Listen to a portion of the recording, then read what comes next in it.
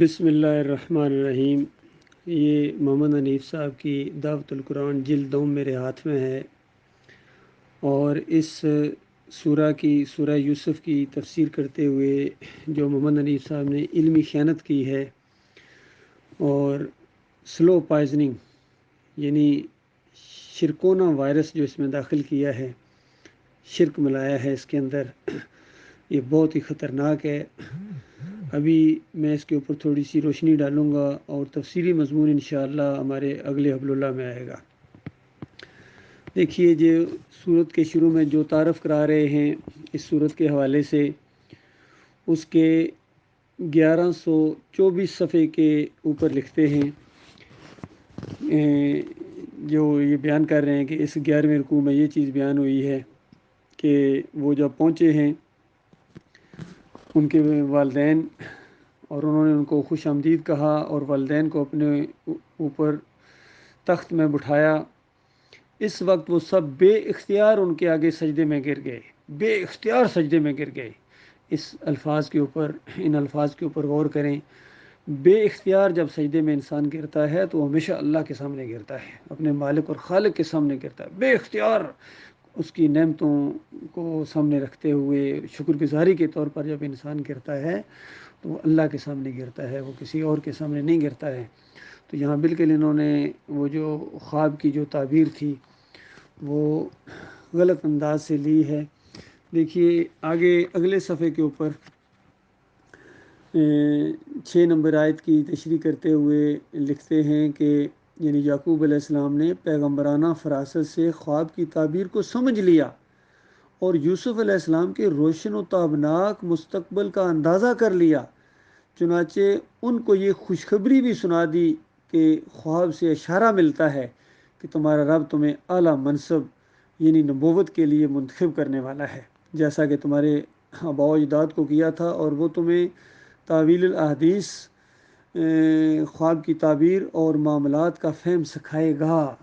تو یہی تو 6 نمبر آیت میں ہے، اسی کے اوپر قائم رہے نا۔ اس کے اندر تو کہیں نہیں محمد حنیف صاحب نے لکھا کہ اس میں اشارہ ملتا ہے کہ ہم تمہیں سجدہ کریں گے، کسی وقت ایسا بھی آ جائے گا۔ تو جو یہاں لکھا ہے انہوں نے، کاش اس کے اوپر قائم رہتے۔ اور خواب کی تعبیر کا ایک انداز ہوتا ہے، جس طرح اسی دیباچے کے اندر یعنی سورت کا جو تعارف کرا رہے ہیں اس میں انہوں نے جو خواب دیکھا تھا بادشاہ نے، اس کی بڑی صحیح تشریح کی ہے کہ وہاں جا کر یوسف علیہ السلام سے خواب بیان کیا۔ یوسف علیہ السلام نے خواب کی تعبیر بتائی اور کہا کہ فربا گایوں سے یعنی موٹی گایوں سے خوشحالی کے 7 سال اور لاغر گایوں سے قید کے 7 سال مراد ہیں، یعنی اس سے مراد لی جاتی ہے۔ تو وہاں یہ مراد لے رہے ہیں، بالکل صحیح لے رہے ہیں، کیونکہ مصر کے اندر نہ دبلی گائیں پائی گئیں نہ موٹی گائیں پائی گئیں۔ تو یہ خواب کی تعبیر کا ایک انداز ہوتا ہے، یعنی سمجھتے ہیں سب کچھ، کون سی بات جو حضرت صاحب نہیں سمجھتے ہیں۔ تو جب یہاں اس طریقے سے تعبیر کی گئی ہے، تعویل کی گئی ہے، تو وہاں بھی سورج چاند ستاروں کا وہ جو خواب دکھایا گیا ہے، حقیقی نہیں آئے ہوئے تھے، خواب دکھایا گیا ہے، اس کی تعبیر کا بھی ایک انداز ہے لی ساجدین کا، کہ وہاں عزت اور احترام مراد ہے، اور اس سے یہ مراد نہیں ہے کہ وہ اس کو سجدہ کریں گے۔ تو جس طرح یہاں لکھتے ہیں محمد حنیف صاحب کہ اس خواب سے یہ اشارہ ملتا ہے، تو جو کچھ یہ چیزیں بیان کی انہوں نے کہ اللہ تعالیٰ تجھے منتخب کرے گا اور تجھے تعویل الحدیث کا علم دے گا اور تمہارے اوپر اس طرح نعمتیں کرے گا جس طرح تمہارے آباء و اجداد کے اوپر کی، اور جب یہ ساری چیزیں ہوئیں ہر بہر سچی ثابت ہوئی، یہ کتنی بڑی نعمت ہے، اس سے بڑی کوئی نعمت کسی انسان کے اوپر نہیں ہو سکتی ہے، بشر کے اوپر نہیں ہو سکتی ہے۔ تو بتاؤ، اس کے بعد ایک کلپ کے اندر محمد حنیف صاحب یہ بھی کہتے ہیں کہ شکر گزاری کے طور پر وہ یعقوب علیہ السلام اور سارے خاندان شکر گزاری کے طور پر سجدے میں گر گئے، اور پھر ایک دم چونک کے کہتے ہیں کہ اب مسئلہ یہ ہے کہ یہ سجدہ اللہ کو ہوا یا یوسف علیہ السلام کو ہوا۔ میرے بھائیوں، جب شکر گزاری کے طور پر سجدہ انسان کرتا ہے تو وہ اللہ کو کرتا ہے، کسی اور کے نہیں کرتا ہے۔ یہ والی جو شکر گزاری ہوتی ہے یہ اللہ کی بندگی ہوتی ہے۔ پھر اسی صورت کے اندر جو یوسف علیہ السلام کی جیل میں دعوت کا ذکر کرتے ہوئے بڑی اچھی تشریح کی انہوں نے وہاں اس کی، کہ یوسف علیہ السلام نے بتایا کہ دیکھو اس کے اللہ کے حقوق اور اس کے ذات اور صفات میں بالکل کسی کو شریک نہیں ٹھہرانا چاہیے۔ تو یہ اللہ کے حقوق ہیں، یہ جو سجدہ تعظیمی ثابت کرنا یوسف علیہ السلام کے لیے یہ اللہ کے حقوق کے اوپر ڈاکہ ڈالنا ہے، بہت بڑا شرک ہے۔ کبھی نبی کسی دوسرے نبی کو سجدہ نہیں کرتے ہیں۔ تو اس صورت کے اندر بھی اور پورے قرآن کے مضامین کے اوپر غور کریں گے تب یہ آپ کو مسئلہ سمجھ آئے گا۔ اس طرح سورہ مریم کی 58 نمبر آیت کے اندر سارے انبیاء کی سنت بتائی ہے اللہ تعالیٰ نے کہ جب بھی ان کے سامنے اللہ کی نشانیاں ہیں، اللہ کی باتیں آئیں تو یعنی اللہ کے سامنے سجدہ ریز ہو جاتے ہیں سارے نبی۔ اس میں یعقوب علیہ السلام کا بھی ذکر ہے، اور اس کی اولاد میں جو نبی یعنی یوسف علیہ السلام کی گویا ذکر ہے، نام لے کے، یعنی یعقوب علیہ السلام کا اسرائیل جو لقب ہے اس انداز سے۔ تو بڑی واضح وہ آیت ہے، بالکل نص ہے قرآن کی۔ اسی طرح سورہ آل عمران کی 80 نمبر آیت میں ایک اصول بیان کیا ہے، کیونکہ پہلے یہود و نصارہ نے اپنے انبیاء کے اوپر الزام لگایا، مشرکین مکہ بھی اپنے انبیاء کے اوپر الزام لگاتے تھے کہ وہ یہ کچھ بتا کے گئے اور وہ بھی یہی کچھ کرتے رہے۔ تو وہاں بتایا گیا کہ کسی بشر کا یہ کام نہیں ہے، اللہ اس کو نبوت عطا فرمائے، اللہ اس کو حکمت اور دانائی عطا فرمائے۔ یعنی اس انداز سے یہ بات ہے کہ ایک عام مومن یہ نہیں کر سکتا ہے، ایک عام بشر نہیں کر سکتا ہے، معمولی ایمان والا یہ نہیں کر سکتا ہے، اور وہ بشر، وہ مومن جس کو اللہ تعالیٰ نبوت عطا فرمائے، اس کو کتاب عطا فرمائے، حکمت اور دانائی عطا فرمائے، اور پھر وہ لوگوں کو اس طرح کی باتیں کرے، یعنی کہ مجھے سجدے کرو، مجھے میری عبادت کرو، میری نظر و نیاز کرو، میرے سامنے جھکو، کبھی یہ ممکن ہے؟ اس انداز سے وہاں تشریح کی گئی کہ کبھی ممکن نہیں ہے کہ کوئی بشر یہ انداز اختیار کرے، بلکہ وہ بشر جس کو اللہ نبی بنائے، کتاب عطا فرمائے، وہ تو لوگوں کو یہی تعلیم دے گا کہ اللہ والے بن جاؤ، اللہ والے بن جاؤ۔ اور پھر اس انداز سے سمجھانے کی کوشش کی کہ دیکھو انبیاء کیا ایسے لوگوں کو کافر بنائیں گے؟ پہلے مومن تھے، اب وہ اپنی بندگی کروا کے، اپنے سامنے سجدے کروا کے، اپنی نظر و نیاز کرا کے تو گویا کافر بنا دیا۔ تو انبیاء ایسے نہیں ہوتے ہیں۔ تو اس انداز سے وہ جو آیت ہے وہ بھی قرآن کی بالکل نص ہے۔ اور آخر میں آ کے جو انہوں نے بہت ہی زیادہ ظلم کیا ہے اس صفحہ نمبر 1175 کے اندر،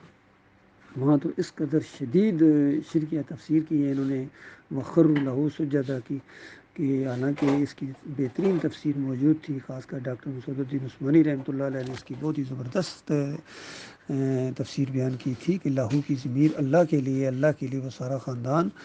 شکر گزاری کے طور پر ان نعمتوں اور برکتوں کی وجہ سے وہ جو ہے وہ اللہ کی طرف لاہو کی ضمیر جاتی ہے، اور اللہ کے سامنے انہوں نے سجدہ کیا، اور پھر فتویٰ لگایا کہ جن کا ایمان خراب ہوتا ہے، جن کا عقیدہ خراب ہوتا ہے، وہ اس طرح تفسیر کرتے ہیں کہ یوسف علیہ السلام کو سجدہ ہوا۔ تو ان کا چونکہ ایمان خراب تھا، اس لیے 1175 صفحے کے اوپر انہوں نے اس طرح لکھا ہے کہ دیکھو اللہ کی اطاعت اور فرمانبرداری میں یوسف علیہ السلام کے مثالی کردار کی اللہ تعالیٰ کے یہاں ایسی قدر کی گئی، اور اس برگزیدہ بندے کی ایسی تکریم ہوئی جو ان کے مسند اقتدار پر متمکن ہونے اور ان کے سامنے سجدہ ریزی کی شکل میں سامنے اندازہ لگائی ہے۔ یہ سارے واقعات اللہ تعالیٰ کے منصوبے، گویا اللہ تعالیٰ نے منصوبہ بنایا ہوا تھا کہ سجدہ کروانا ہے، اندازہ لگائیے، اور مشیت کے تحت گویا یہی چاہا تھا، استغفر اللہ۔ حالانکہ منصوبہ تو یہ تھا کہ اس خاندان کو عزت دی جائے، منصوبہ تو یہ تھا کہ مصر جیسی حکومت کے اندر، وہاں ایسے معاشرے کے اندر جو بت پرست ہیں ان کو توحید کی تعلیم دی جائے، یہ اللہ تعالیٰ کا منصوبہ ہوتا ہے۔ انسانوں کے اندر انبیاء کا ایک ہی منصوبہ رہا ہے۔ سورہ نحل میں فرمایا وَلَقَدْ بَعَثْنَا فِي كُلِّ أُمَّةٍ رَسُولًا أَنِ اعْبُدُوا اللَّهَ وَاجْتَنِبُوا الطَّاغُوتَ، کہ جب کبھی جہاں کہیں جس علاقے کے اندر اللہ نے کوئی اپنا رسول بھیجا ہے، بس ایک ہی منصوبہ ہے کہ اللہ کی بندگی کرو اور طاغوت کا رد کرو، طاغوت کا رد کرو، تو یہ منصوبہ ہوتا ہے۔ لیکن یہاں کہتے ہیں اللہ تعالیٰ نے منصوبے کے تحت سجدہ کروایا اور مشیت کے تحت ہی وقوع پذیر آیا۔ اور ان میں آخری واقعہ کہتے ہیں خروا لہ سجدہ کا واقعہ تھا۔ تو وہ خروا لہ سجدہ کا جو واقعہ ہے وہ اللہ کے سامنے سجدہ ریزی کا واقعہ ہے، اس کو یوسف علیہ السلام کی طرف پھیر دینا زبردستی، اور پھر زبردستی نظم کے ڈنڈے کے تحت پوری جماعت سے وہ منوانا، تو یہ بہت بڑا ظلم ہوا ہے اس دور کے اندر۔ یہ بہت بڑا واقعہ پیش آیا ہے کہ وہ جماعت جو کفر بالطاغوت کے بنیاد کے اوپر اور رد شرک کی بنیاد کے اوپر اٹھی تھی، اس نے طاغوت کی بندگی کرنا شروع کر دی، اس کے اندر سے طاغوت اٹھا، امیر جماعت کی حیثیت سے اس نے سب کو اللہ کی بندگی سے ہٹا کر اپنی بندگی کی طرف گویا لگا دیا، اور یوسف علیہ السلام کے یہ بندے بن گئے۔ باقی انشاءاللہ تفصیلی مضمون اس کا میں جو ہے حبل اللہ کے اندر، اگلا جو ہمارا حبل اللہ آئے گا اس کے اندر انشاءاللہ اس واقعے کی جو صحیح تشریح ہے وہ مومنانہ تفسیر ہے، وہ انشاءاللہ ڈاکٹر مسعود الدین عثمانی رحمۃ اللہ علیہ کی جو تفسیر ہے وہ انشاءاللہ لائی جائے گی، اور پھر فرق بالکل واضح ہو جائے گا۔ پھر آپ کا دل کرے تو مومنانہ تفسیر کو اختیار کریں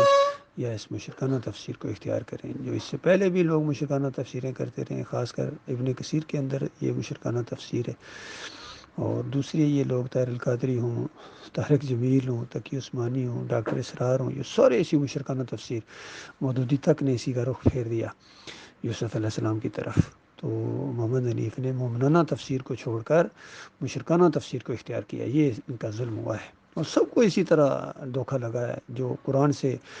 جو ہے وہ غیر اللہ کی بندگی اور پکاریں اور واسطے وسیلے ثابت کر رہے ہیں، صوفیوں نے وحدت الوجود وحدت الوجود قرآن سے، شاہ ولی اللہ نے، سب لوگوں نے کیا ہے، یہ وہی ظلم انہوں نے کیا ہے۔